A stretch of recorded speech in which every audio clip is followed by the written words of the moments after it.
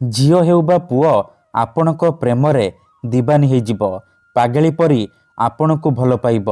ଆଜ୍ଞା ହଁ, ଯଦି ଆପଣ ବଶୀକରଣ କରି କରି ଥକିଗଲେଣି କିନ୍ତୁ ନିଜ ପସନ୍ଦର ସେ ଝିଅ ବା ପୁଅକୁ ପଟେଇ ପାରୁନାହାନ୍ତି, ତେବେ ଆଜିର ଏହି ଭିଡ଼ିଓଟି ଆପଣଙ୍କର ଇଚ୍ଛାକୁ ପୂରଣ କରିବ। କାରଣ ଆଜିର ଏହି ଭିଡ଼ିଓଟିରେ ମୁଁ ଆପଣଙ୍କୁ ଶିଖେଇବି 8ଟି ଲବଙ୍ଗ ଆଉ ଗୋଟିଏ ଗ୍ଲାସ୍ ପାଣିର ସାହାଯ୍ୟରେ ଆପଣ କିପରି ସୁନ୍ଦରୀରୁ ସୁନ୍ଦରୀ ଝିଅକୁ ପଟେଇ ପାରିବେ, ନିଜ ପସନ୍ଦର ପୁଅକୁ ପଟେଇ ପାରିବେ। ଏହି ବଶୀକରଣ କରିବା ସବୁଠାରୁ ସହଜ। ଏହାକୁ ଆପଣ କିପରି କରିବେ, କେମିତି କରିବେ, କିପରି ଆପଣ 8ଟି ଲବଙ୍ଗ ଆଉ ଗୋଟିଏ ଗ୍ଲାସ୍ ପାଣିର ସାହାଯ୍ୟରେ ଝିଅ ପଟେଇବେ, ମୁଁ ଆପଣଙ୍କୁ ଶିଖେଇବି।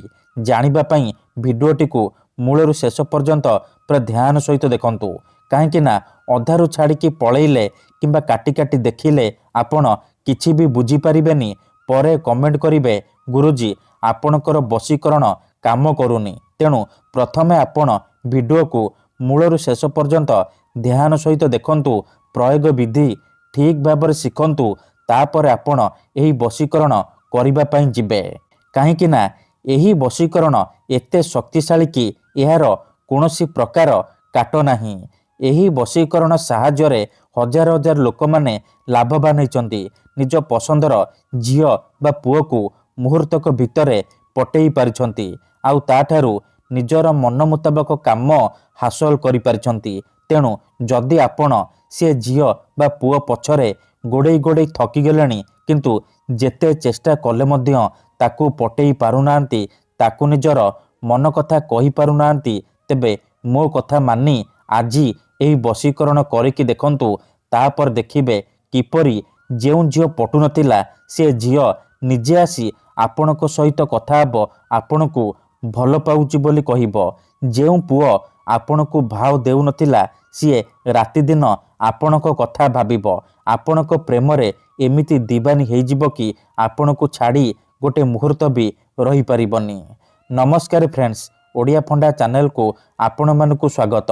ଆଜିର ଏହି ଭିଡ଼ିଓଟିରେ ମୁଁ ଆପଣଙ୍କୁ ଶିଖେଇବି 8ଟି ଲବଙ୍ଗ ଆଉ ଗୋଟିଏ ଗ୍ଲାସ୍ ପାଣିର ସାହାଯ୍ୟରେ ଆପଣ କିପରି ବଶୀକରଣ କରିପାରିବେ।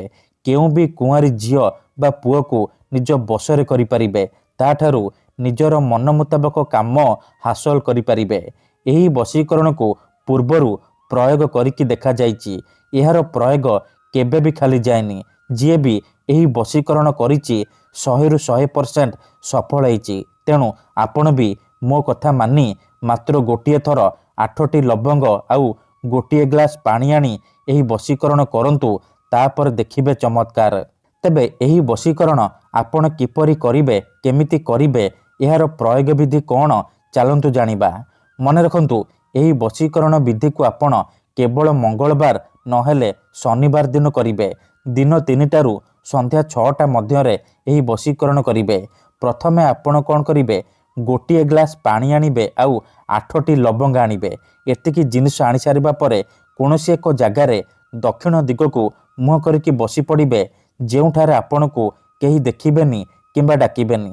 ତାପରେ ପାଣି ଗ୍ଲାସ୍କୁ ନିଜର ସାମ୍ନାରେ ରଖିବେ ଆଉ 8ଟି ଲବଙ୍ଗକୁ ଡାହାଣ ହାତରେ ମୁଠେଇକି ଧରିବେ ଆଉ ଆଖି ବନ୍ଦ କରିକି ସେଇ ଝିଅ ବା ନାରୀକୁ ମନେ ମନେ ଭାବିବେ, ତାର ମୁହଁକୁ ନିଜ ମନରେ ଭାବିବେ। ତାପରେ ଏହି ମନ୍ତ୍ରକୁ 8 ଥର ପଢ଼ିବେ।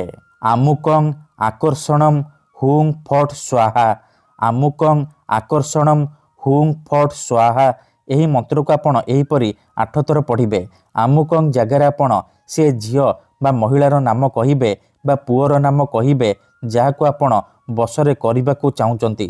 ମନ୍ତ୍ରକୁ 8 ଥର ପଢ଼ି ସାରିବା ପରେ ଏ ଯେଉଁ 8ଟି ଲବଙ୍ଗ ହାତରେ ମୁଠେଇକି ଧରିଛନ୍ତି ତାକୁ ପାଣି ଗ୍ଲାସ୍ରେ ପକାଇଦେବେ। ଏତିକି କରିସାରିବା ପରେ ସେ ପାଣି ଗ୍ଲାସ୍କୁ ନିଜର ଖଟ ତଳେ ରଖିଦେବେ। ଗ୍ୟାରେଣ୍ଟି ଦେଉଛି, ଯେପର୍ଯ୍ୟନ୍ତ ସେ ପାଣି ଗ୍ଲାସ୍ ଆପଣଙ୍କ ଖଟ ତଳେ ଥିବ ସେ ଝିଅ ବା ପୁଅ ଆପଣଙ୍କ ବଶରେ ରହିବ, ଆପଣଙ୍କ ପ୍ରେମରେ ଦିବାନୀ ହେଇକି ରହିବ। ଧନ୍ୟବାଦ।